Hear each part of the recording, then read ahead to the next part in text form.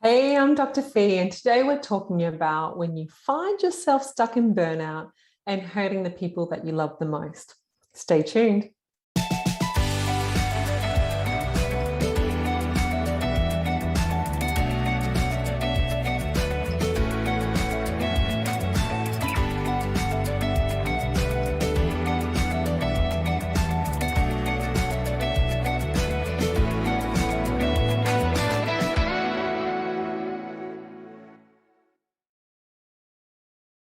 Hey there, it's Dr. Fee, and I am a transformation coach who helps beautiful women all around the world to overcome burnout, to reconnect with themselves and find their bliss. And I'm thrilled because we are talking today about what to do when you find yourself hurting the people you love the most. And I'm joined by Dr. Jagatambe Narayani. Say hi. Hey, hi.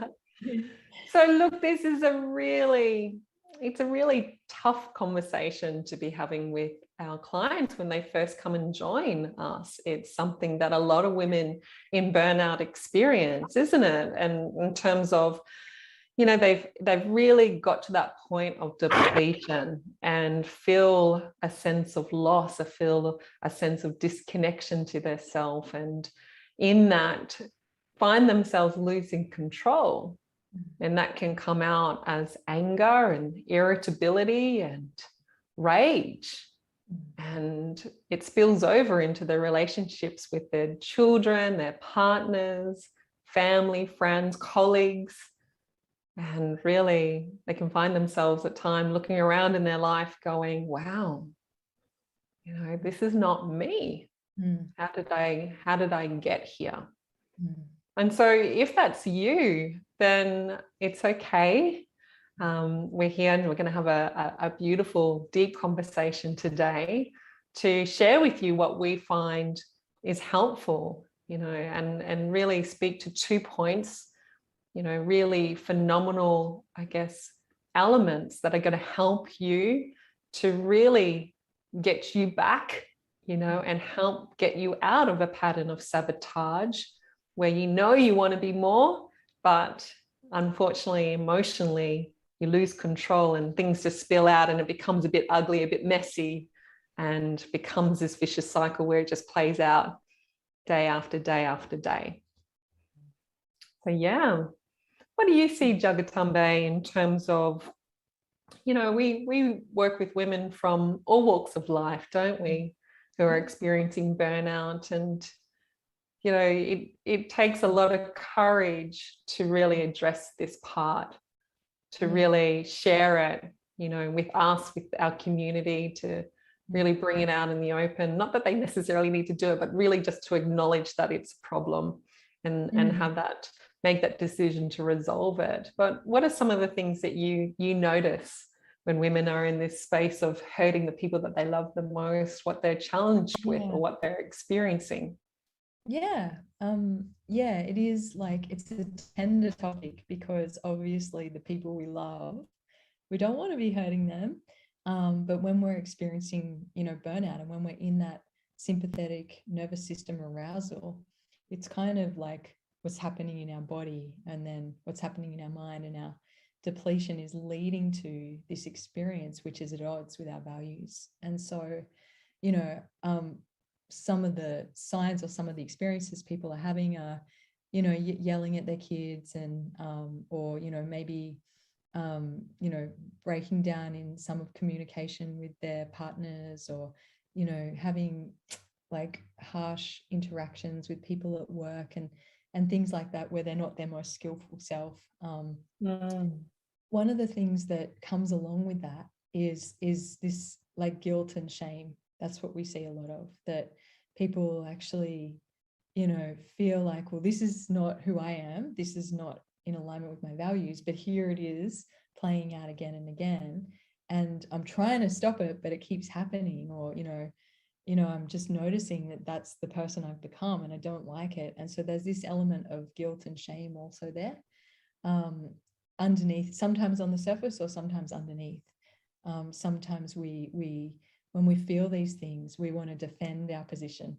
you know, we're sort of like, well, that's because they're like this and they're annoying like this and they drive me crazy. Yeah, And, right. there's that first layer, which sometimes is the anger at others.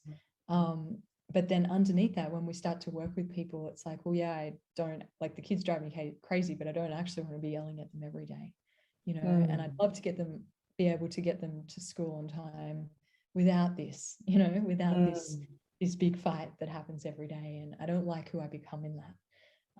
And so, yeah, there's lots of layers to it. You know, when we're in that sympathetic arousal, you know, we're in the fight or flight. And so everything in our body is actually telling us to, you know, to either mobilize to get out of there or mobilize to have a fight. And so there's a lot going on. You know, you probably have more to speak about that, Dr. Fee, but, you know, in terms of our physiology, there's that element that's driving us and the depletion, but then what we do with that cognitively has a big impact as well. So yeah, I think a part of it is, you know, just acknowledging what's happening is what happens first, is just being able to acknowledge that, because these are the things we're seeing. Absolutely. And when we don't acknowledge it, it's like we try to contain it, we try and wrap it up or conceal it, and when we do that, it becomes baggage. You know, it doesn't just stay in our relationships, because we kind of end up carrying it around with us throughout our day into the different roles we have. And what, you know, it's really binding our personal energy, and, you know, it really creates a residue. You know, I'm sure we've all know what the feeling is like, where we've had a Barney with the person we love the most, you know, our partner, and then we go to work and we're just like, let me put my mask on. I'm actually really good, you know, I'll put my happy face on, and this is my work hat, and I won't allow any of my personal issues to come and affect me in my professional role. But is that really true?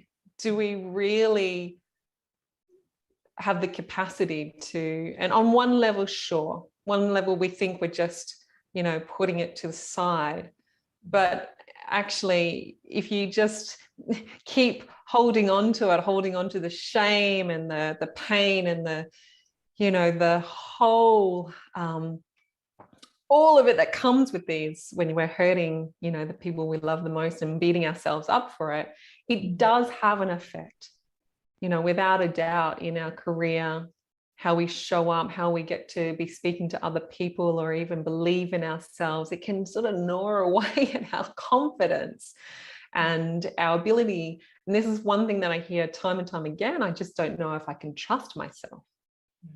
Because when we see a vision of ourselves, or there's a certain idea that we have about who I am, and then in day to day, and it's not just once, we're talking about patterns, because this is often what will play out. It's like, oh my gosh, it may not be throughout the entire month. It might be something that you're noticing consistently with your cycle. That's something we can talk about too. But, you know, it really does gnaw away in your sense of self, you know. And for a lot of women, and again, it might be where the priority is to do great work at in their career, and just be like, oh, I just don't have the space to deal with my relationship with my husband right now, thinking it's separate. Well, I just invite you to consider, maybe that's exactly what needs to be addressed, so that you can bring more of yourself, bring more energy, vitality, and joy and presence to your work. And if you are like myself, like a high achiever and wanting to do great things in the world, and, you know, a lot of our clients are just got this big yearning to have a really meaningful life and have a meaningful impact, you know, it's important to prioritize those aspects of ourselves, like our relationships, our personal relationships, to support us to have success in our career. So I just wanted to bring that element into it too, you know.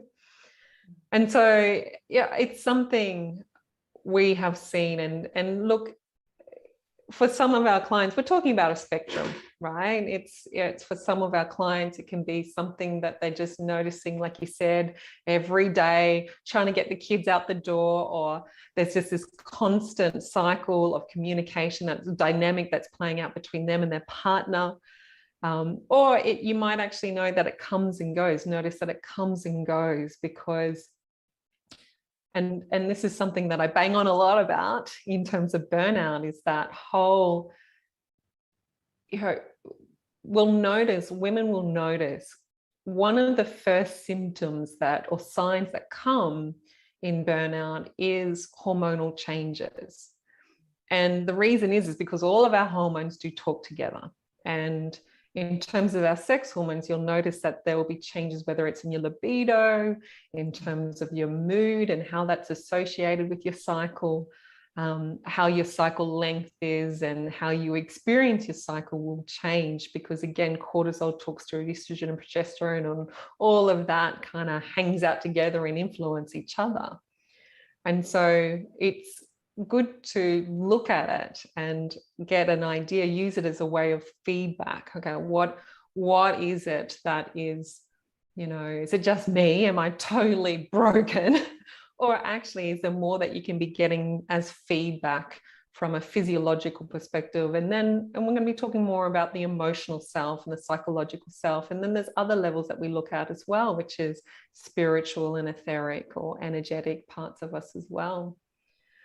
So, Jagatambe, when I speak to a lot of our clients and I use the word sabotage, it sounds like there's this pattern of sabotage playing out. Do you want to speak to that? Like, how do you look at it? What do you notice that our clients are really, when they're caught in this sabotage, what does that mean? Yeah, well, I guess like sabotage shows up a lot in burnout in different ways, but in terms of this example of, when we're hurting the people that we love, sabotage is often shown where, when we talk about sabotage, we're saying, okay, I know that I want to be doing this, but for some reason, I am doing something else. And so in this example, okay, I know I don't want to be hurting the people I love, but I keep hurting the people I love. And so what is feeding into that? What is playing out here? A lot of the time when we're talking about sabotage, we're talking about the unconscious. So our conscious mind is on one, track, and our unconscious mind is on another track. And the, fortunate or unfortunate situation, the isness though of the situation, is that our unconscious mind will always win, because it's like, it's like an iceberg where the tip of the iceberg is our conscious mind, and our unconscious mind is much more large and powerful. Huge. And so that's kind of, that's the work that's a lot of the work we do, isn't it? Like actually going, okay, let's shine the light of consciousness into our unconscious so that we now have choices that we didn't used to have, and we can do that in many different ways. But in terms of this sabotage, one of the big feeders is around shame, because, it's like if we feel ashamed of a behavior that we've done or a pattern that we're displaying, then we don't want to feel shame. No one wants to feel shame. It's a difficult feeling. It's a yucky experience. Right? And so it's actually so yucky that our defenses mobilize to go, I'm going to block that from you, right? Yeah. So like this is the funny thing about sabotage though. Why, like, if sabotage actually worked, the stuff we do that we call sabotage actually worked, then it wouldn't be called sabotage, it'd be called skillful tools or something, right? Yeah. But sabotage, it doesn't work. So the element here is what we're trying to achieve is, okay, I don't want to feel shame, but also I feel out of control with my behavior. So it keeps happening. So I'm at this loggerhead between trying to use my willpower to not do this behavior because that's in alignment with my values, to not hurt the people I love. But at the same time, I'm continuing to do that. And so I'm feeling shame, but I also don't want to feel shame.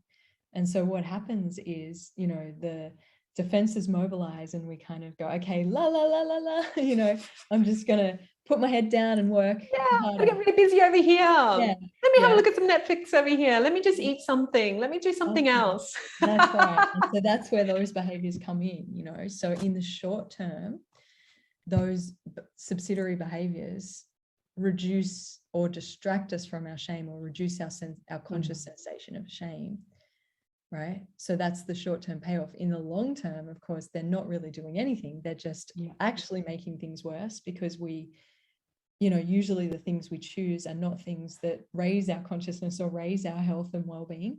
They're things that then make us tighter, make us more depleted, make us more irritable, and make us feel more shame. That's it. And also make us more likely to make that entrench that behavior that is the trigger for shame. You know, so it's kind of this vicious cycle. So part of it is actually acknowledging that pattern as well, and systematically working through the depletion as well as the emotional components. Beautiful. And, you know, talking about willpower, and it's something that seems to be for many women in burnout and in this pattern of losing themselves and hurting, you know, the people they love the most, is this, well, the solution is I just need to do better. I just have to stop doing this. You know, I just need to be more committed, you know, and really focusing on that, which is obviously that tip of the iceberg. The conscious mind is saying, I can control this if I'm strong enough, if my will is strong enough. And, you know, willpower is a limited reserve. You know, we get fatigue with that. And I often say to the clients who start working with us, you know, if we just focus on willpower alone, it doesn't work when we get tired or we get stressed out or we're out of routine. It goes out the window. And so once women recognize that, and as you said, go, there's a deeper part of me that's screaming out. If I was to just look at this as feedback, rather than through the lens of what am I doing wrong and I'm to blame and the shame, and just took a different perspective and be like, well, what is this showing me? Well, this is showing me that what I want and what's happening is different. And that there is a part in that moment when I go from neutral to rage, that there is actually a part of me that is raging, that wants my attention, that, you know, really needs to be met. And that, when we acknowledge that, then wow, we can do something about that that's going to be effective. And that's a powerful shift. We can give our power to the problem or an old pattern, you know, or that, like I said, well, it's me, I got to do, you know, like keep going and keep flogging that, you know, that pattern of like, oh, well, I just need to do better. Well, how's that working out for you? Or stop and just breathe and look at it and go, well, how could I approach this differently? What, from a different perspective, could this be telling me? And in that, can I find a path, you know, a solution that's actually going to really resolve this at the core? And in turn, not only do I feel great, but, you know, my relationships and love and connection, the side effects of that are phenomenal. They're really good side effects. No, indeed. You know, and it's not just the relationships, it's all connected. It's your health. And like I said, it flows into your career and your confidence. And, you know, I just speaking to that subset of our listeners who might be healers or teachers, you know, psychologists and doctors, and, you know, or just great people who show up in their roles with other people and are just so, you know, you just like, oh, you just give so much, you know, like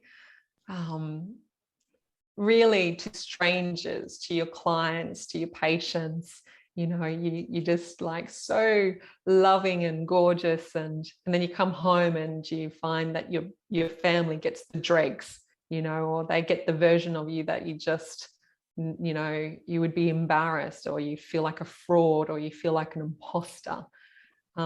big breaths. I have so much compassion for you. I myself, when I was in the middle of burnout, you know, I can laugh about it now. My husband can laugh about it now, but he had actually broken his collarbone after a mountain biking accident.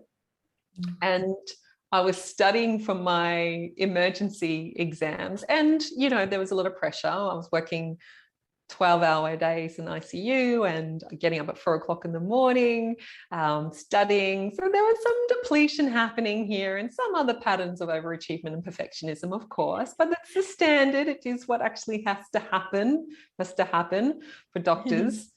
And I was sitting down at night studying, and I could hear this bang, bang, bang, bang, bang noise. And I'm like, what is that noise? What is he doing? And I've come out and I'm like, can you please keep it down? Oh my gosh. And I just was in such anger and saying this to him. And I walked back in and I just stopped and I just was like, what was he doing? And there he is in a, you know, when you break your collarbone, you have to have your arm in a sling. And he's trying to cut the vegetables to support me, to cook dinner. And he's using a roasting fork and a knife in the sink, trying to chase these vegetables around in a pot and making the noise and doing it from such a place of love and service and trying to cook dinner the first night that he's got a broken collarbone. And I'm losing my peace and wanting to yell at him. So it did create shame. You know, and then it's just like, oh, it's a big wake-up call for me at that time. It's one of those memories that I just went, oh, what's this all about? What's this all about if I'm going, you know, putting so much effort into striving and being the best doctor that I could be, and yet in that moment, you know, finding myself raging at my husband who is lovingly trying to create a beautiful meal with a broken wing. So I've been there, and I have a lot of compassion for our clients, and I think that's what helps. And no doubt, Dr. J, you have your own stories of it as well, you know, and it just, I think it really does help our clients, because I'm very happy to share those stories, and, you know, to know that it's one of the parts of actually resolving the sabotage, which we'll talk about in a sec, is acceptance and really giving yourself some space with it. And so let's look at that, shall we? Yeah. It's thank you for sharing. It was such a beautiful, moving story. I don't think I'd heard that one. So that's yeah, I'm sure if my husband, you know, he'd have a very good version of that story. And she came flying out and she was like, "Will you keep the noise down?" We're very, very happily married. You so are that version. You are but I think that's, you know, it's a testament, you know, to the work that you've done and to the work that is available to everyone, that, you know, that we can, when we start to let ourselves feel it, because the first step is like moving into, I do feel, you know, I'm going to let myself feel this. I'm going to actually say, I feel a bit ashamed. I feel a bit guilty. I feel a bit uncomfortable, because already we're feeling so depleted and pressured. It's not surprising that our defenses like want to go, nah, or just watch Netflix and eat sugar and be angry at the world so that I don't have to see this or feel this. Yes. But, you know, it's actually it never works out. And so having that moment, as you did, and many of our women do, is a turning point, because then we can go, okay, you know, I'm going to look at this so that I can change it from a place of compassion. You know? And you're absolutely right. Like, I feel right now in this moment grateful for it, you know, even though, of course, was it skillful? No. Was it one of those great moments of Dr. Fee shining? No, but so much gratitude for it, because that's the beauty of suffering, you know, and our problems is that, they can you know, like you said, help us. Oh, that's a pivotal moment. And in that moment, making a decision of, you know what, this is not me, this is not my best self, and this is not what true success or what I want for my life, and love and connection and joy in my relationship with my husband is a priority. So great, let's not beat ourselves up about it, which I did. That's good. Of course. And beat ourselves up about it, and then also, you know, call in that solution. And so, you know, in terms of what we really wanted to share is two sort of phenomenal ways of looking at this to really help shift from that place where you are hurting the people you love the most and living in that state of sabotage and that vicious cycle of shame, and, you know, just don't want to be that, want to disconnect with that, to actually, you know what, let's acknowledge it and move forward. And the first one is really around, well, you know, let's address the depletion. So if I get you to think about, if you've had children, I mean, we've all experienced kids, you know, we've been kids. So we know that, well, when we are tired or when our children are tired, oh my goodness, the emotions can come out. You know, I have a beautiful 8-year-old and a 5-year-old, and sleep and, you know, good nutrition and all of those things really do make a difference in terms of their emotional state. And so, you know, to support our clients, especially when they start working with us and are in that sort of perspective, like, I'm a really bad person, I'm a terrible mother. It's amazing how many times I hear that. I'm a terrible mum, I'm destroying my family. It's to step back and go, well, actually, that's not truly who you are. You know, there is this pattern at play right now where there is depletion and there is exhaustion. And in that, we lose ourselves, and this emotions and this, you know, this out of controlness and the irritability comes from that. And yes, there's going to be physiological influences and factors that need to be addressed. There's also psychological, emotional, energetic, and spiritual. There's multiple levels that we can address to help with that depletion. I mean, a lot of our women are mentally fatigued. They're emotionally fatigued, you know, and they're drained. And so it's really about helping them to see, oh, wow, okay, this is linked to this space of me feeling depletion.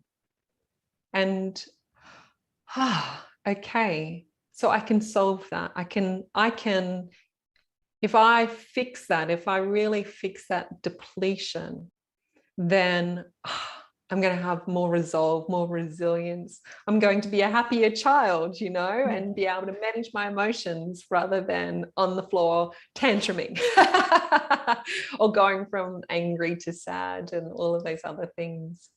Yeah. Yeah, that's so it. Yeah. And I think, you know, that analogy of, you know, or that, you know, looking at how children are when they are tired. I remember once I was so excited, my nephew, I got him the best present. I thought it was going to be great. And he loves, I think it was like a model car, you know, like a car garage thing with lots of cars. And he loves cars. It's his favorite thing. And by the time I got to where we were convening for Christmas, he was super tired and he was ready for his nap. And so like, we were like, oh, we'll give it to him or not. So he was kind of falling asleep. So we let him sleep, but then he kind of stirred. And so we got too excited and we tried to give him these presents and he just like didn't like it at all. He was just completely grumpy and, you know, angry and ungrateful. And it was not what we were expecting. And then that was my, you know, one of my great examples of like, yes, children, when tired are not really themselves, but big kids are the same, right? Like you're saying. And we're the same. We're just big kids growing up.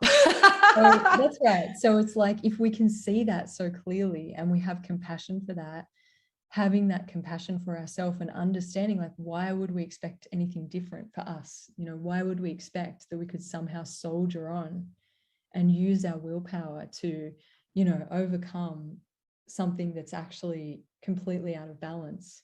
You know, give ourselves the balance, which is what you're saying, address that depletion. If we come back into balance, then what we express is very, very different.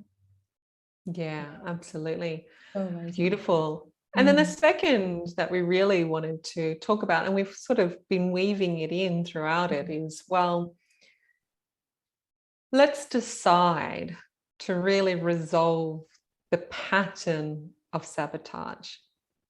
And we've talked about that vicious cycle where, you know, you lose yourself, you rage, and oh my gosh, then we beat ourselves up. I'm the worst, and we catastrophize. I'm the worst parent ever, the worst mom, and you compare yourself to other people, and you future suffer, and you think about all the consequences there, and then that shame that you're feeling within you grows even more negative thoughts, and you start to see yourself, well, oh, I'm not just a terrible mum, I'm a terrible partner, and it just goes and repeats itself. And then you're depleted.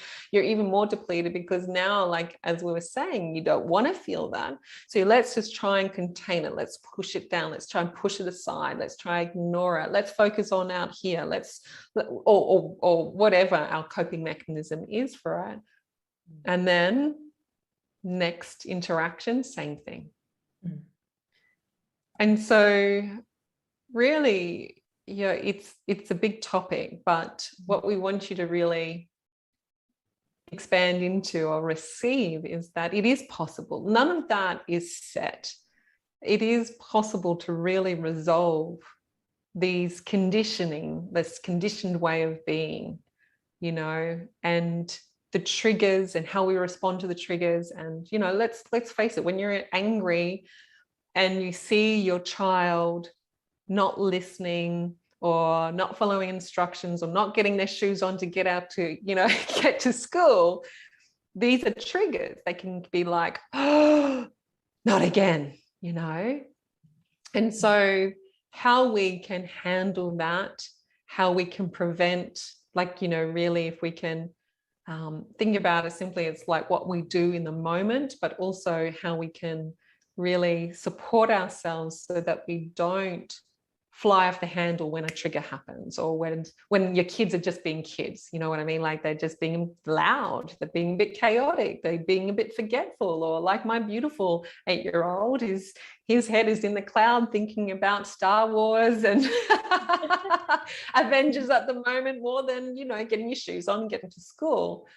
And so it's really around, okay, let's really look at it again, focusing on a pattern. It's not you.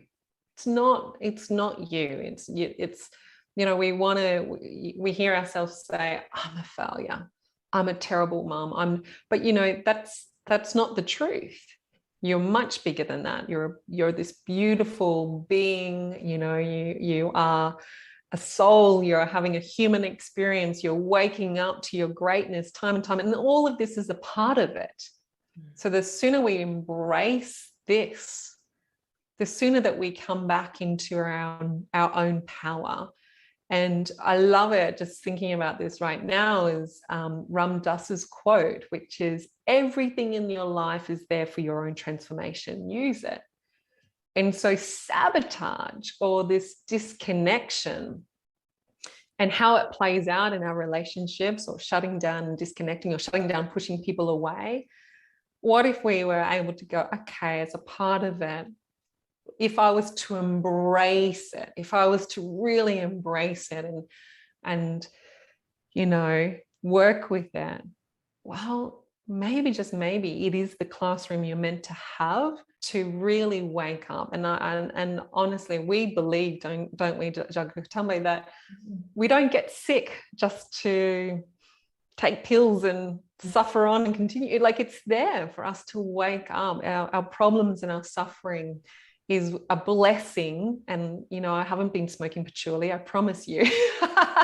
It is a blessing to help us to truly step back into our power, which is what we call bliss. It's why we bang on about it, because it's I truly believe it's the divine's design, as you love to say, Dr. Jagatambe, taking one of your sayings there. Divine's design is that we get to keep waking up, and addressing the sabotage at the core is a part of that too. Yes.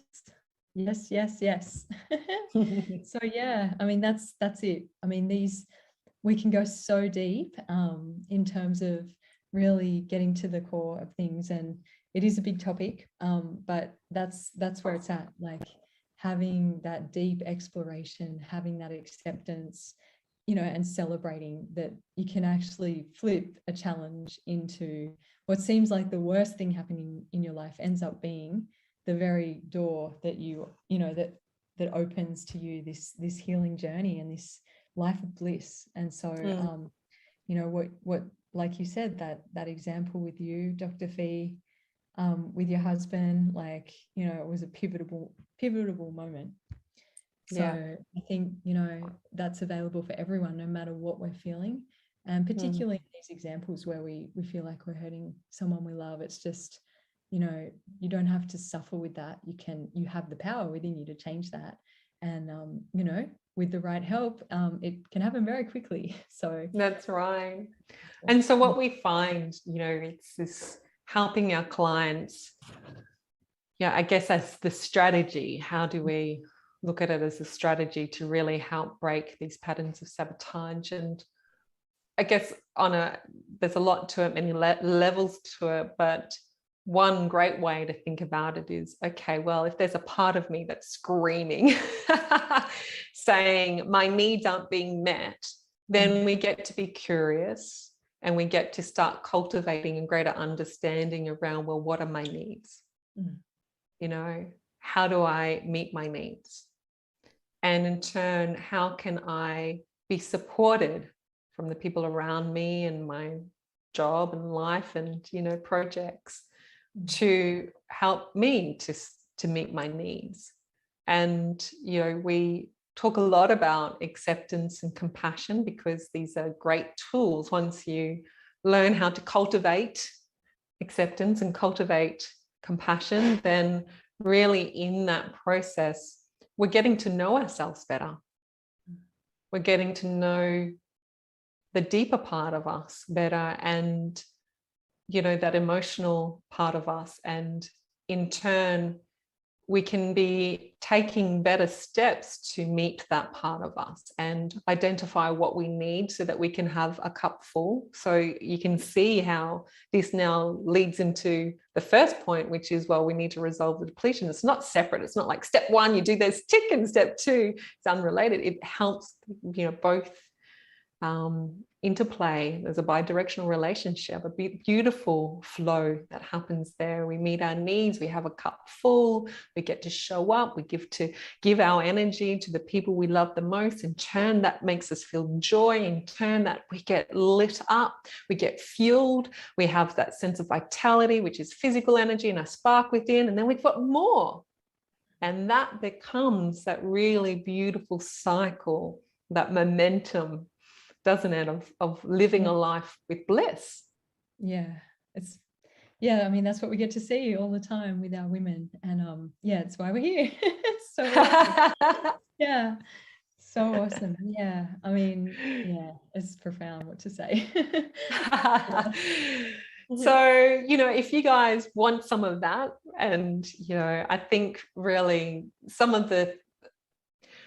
I love helping our clients to heal and get out of chronic fatigue of 40 years, or to help, you know, really reduce or totally turn around their autoimmune condition, or, you know, that physical side of things. I love, we geek out on it. The things that really warm my heart, though, is when mums celebrate. You know, my kids were terrified of me. I didn't think I was a natural mum, but actually that wasn't true.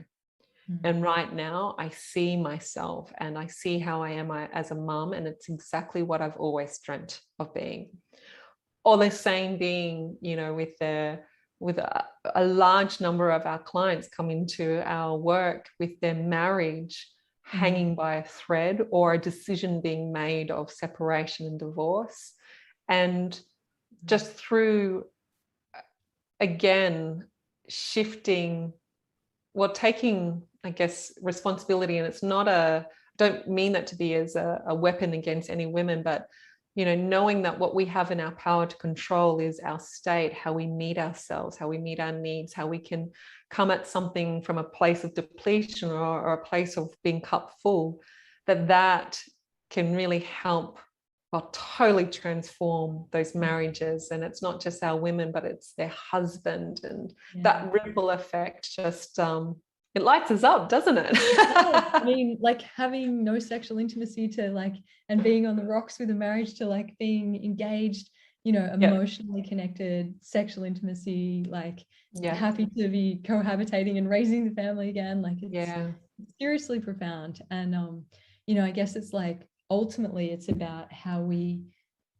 you know, when we learn how to be kind to ourselves, which we haven't learned, you know, then we can really be kind to others naturally, you know. But it's like learning that, because often we're conditioned to be kind to everyone else and not kind to ourselves, and that's not sustainable. It's just simply not sustainable. I just remember hearing it in, I can't remember which book right now, but I didn't come up with this, but like, you know, to really give to someone else, it's like, it's the exhalation, it's that exhale, we give love or compassion, but to make it sustainable, we need to receive it too. And it's like that in breath, give ourselves permission to receive it. And so many of us are just breathing out and then like taking little sips. And so we don't actually give it. We don't give it to ourselves. We don't allow ourselves to receive it in nurture, true ways. And so at the end of the day, we're pretty much cutting off our oxygen, you know. And it's like if we can't give it ourselves, we can't give what we don't actually give ourselves, is what you're saying. And I think it's not sustainable if we don't give ourselves permission to receive as well. Right. I mean, how many women have we seen that say, like, is this all right? Like, am I being selfish if I care for myself? Like, it's that coming from that, you know, we're like conditioned to have that trepidation to even give ourselves a little bit of love, a little bit of approval, a little bit of acceptance, because it's like, am I being selfish? You know, and then we just, you know, work with to destroy those programs, to release that conditioning, so that we can be free to have that natural reciprocated flow of life, you know, that we can be full and overflowing. And, you know, that, like they say on the planes, right? The oxygen mask, we can't run around everyone else.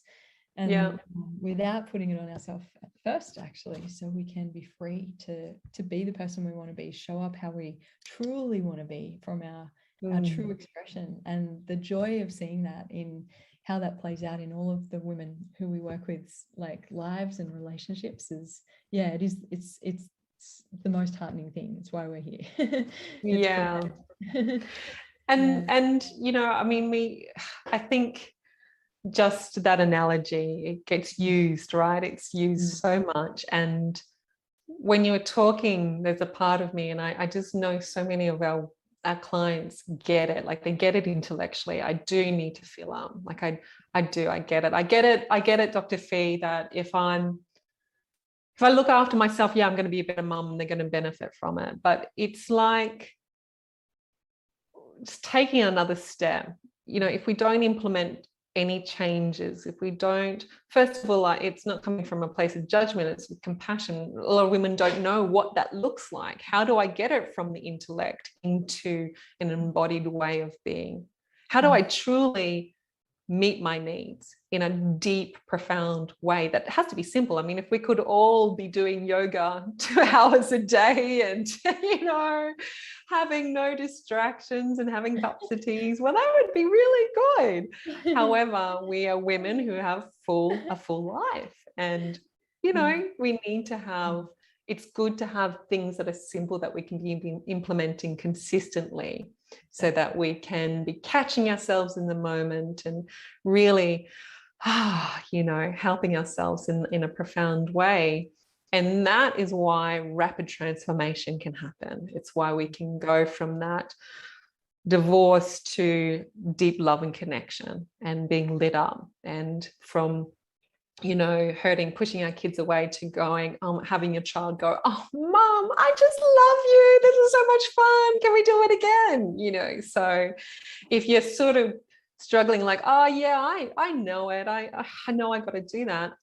I want you to really stop. So for those who are listening and tuning in, and really drop into your heart space. And what would it feel like if you truly gave yourself permission to meet yourself, to truly look at this? And from that perspective, being in a place where you have a cup full, what would that look like? How would your relationships look? What would that be like for your kids? And then use that as fuel to drive you to take action, not as a weapon. Like, wow, because a lot of us are more likely to do it for other people than ourselves.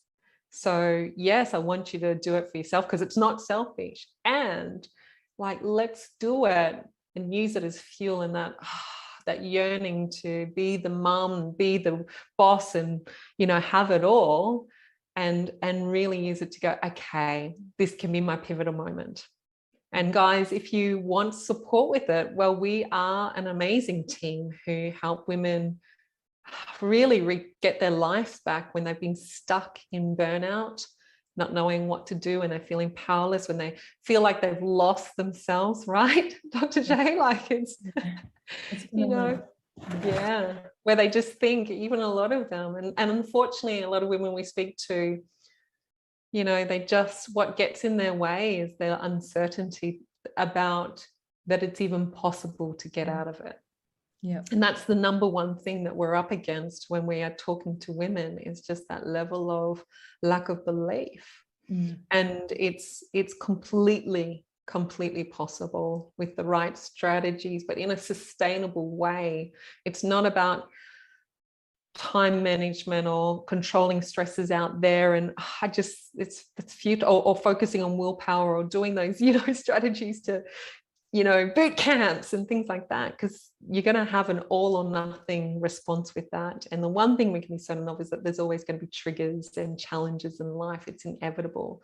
So why not an approach that's going to actually help you to live and embrace life differently, where you're meeting your needs and embracing it with a cup full and handling that, because that's sustainable then. Success is inevitable in that way. Yeah. Yay. So I encourage you guys to reach out, book a call with our amazing team. It's a life-changing conversation that you will have, and you'll get massive clarity and value. And even that will certainly set you up. And it's to determine if we're a great fit. And we are a team who want to work with the right fit, because at the end of the day, for a lot of women in burnout, you really want to make sure that you're ready and the timing's right, and that we are, like I said, a good match, so that you get what you the most out of the work that we do. And we have a beautiful community, and it's important to us to look after that too. So anything else you wanted to add, Dr. Jagatambe? It's been such a rich conversation. I've loved having you here and sharing your awesome brilliance. Yeah, thank you. No, I mean, I'm just, it's great to hang out. Let's do it more. And it's always great to celebrate and remember the transformation that we get to facilitate and witness. And so many of the conversations we have are around that celebration, because like, if there's anyone who is listening who doesn't believe it's possible, then that is, this is your moment. This is your sliding doors moment. This is where it's like, okay, I do not have to live like this. If you feel like something is missing on the inside, but your mind doesn't have the solution, you've tried this, It's like, actually, there really is, you know, something that can deeply transform you and us, that, you know, when we connect with that and we harness that, then we can live a life we love. And that is the most profound thing that we can, you know, be a part of for anybody. So yeah. Thanks. Love it so much. All right, lots of awesome love. Thank you so much. Yeah. Take care. Bye.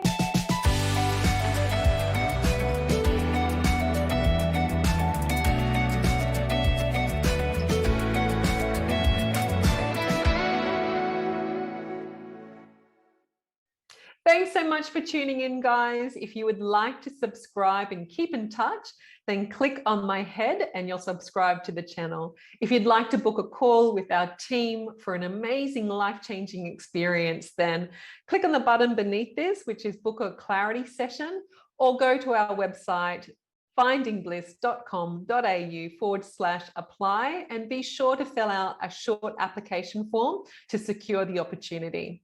Awesome. Stay tuned, and I look forward to seeing you on our next session. Big love.